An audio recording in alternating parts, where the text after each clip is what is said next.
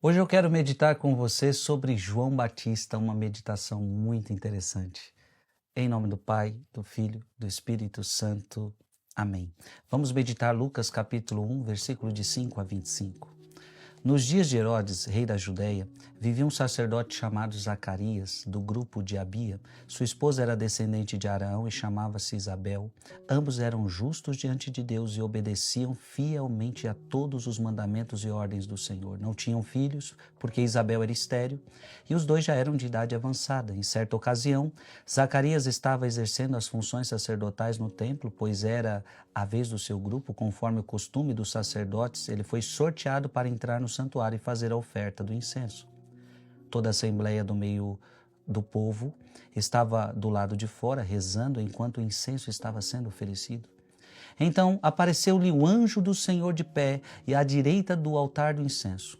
Ao vê-lo, Zacarias ficou perturbado e o temor apoderou-se dele. Mas o anjo disse: Não tenhas medo, Zacarias, porque Deus ouviu tua súplica. Tua esposa Isabel vai ter um filho e tu lhe darás o nome de João.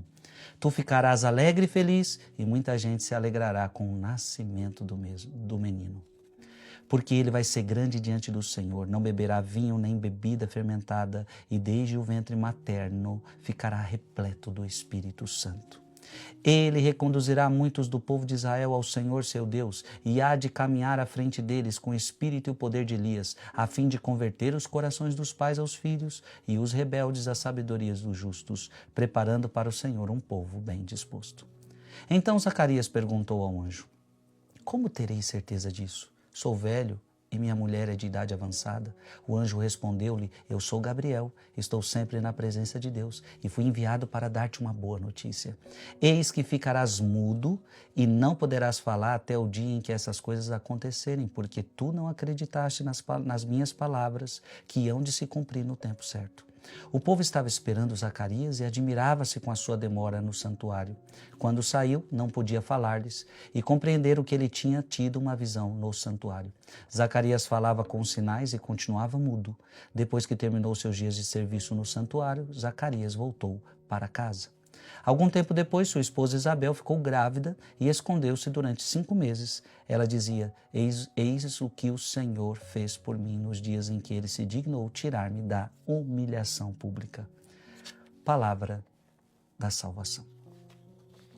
Eu quero meditar com você um texto lindo da Liturgia das Horas, que é do dia 24 de junho, da Natividade de João Batista, que vai nos falar muitas coisas deste texto. Preste atenção, é um sermão de Santo Agostinho. A igreja celebra o nascimento de João como um acontecimento sagrado. Dentre os nossos antepassados, não há nenhum cujo nascimento seja celebrado solenemente.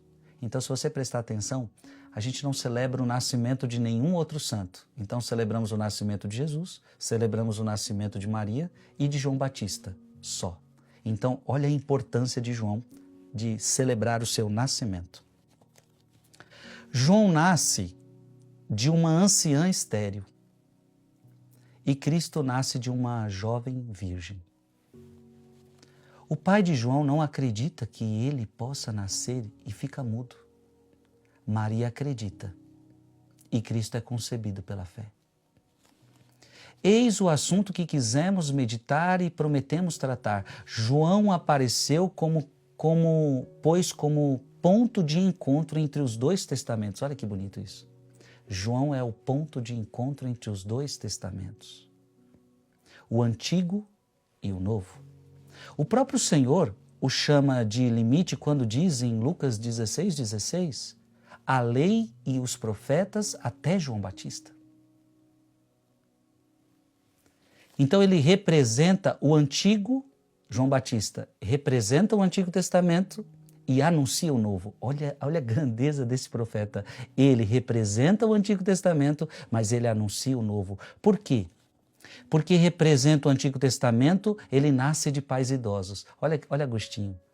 Por que ele nasce de pais idosos? Porque ele representa o Antigo Testamento.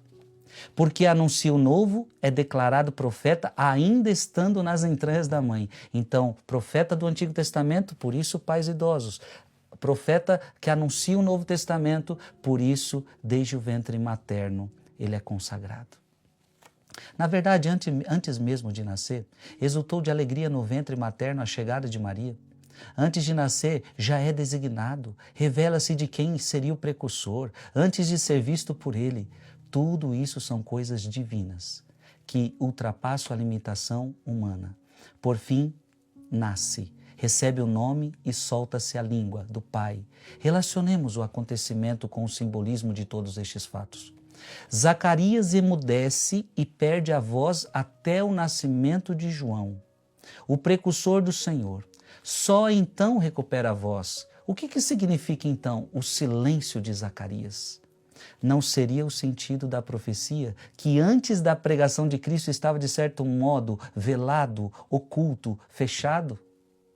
Mas com a vinda daquele a quem elas se referiam, tudo se abre e torna-se claro.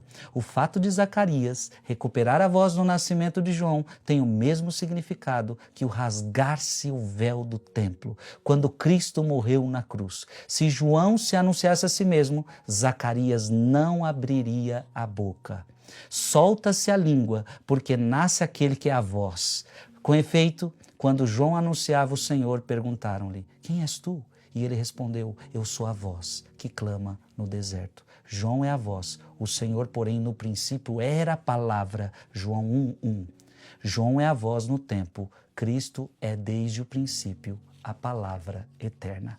Meu Deus, que pena que eu tive que ler tão corrido, mas deu para você entender. É um texto profundíssimo que eu gostaria aqui de explicar para você, mas não dá tempo.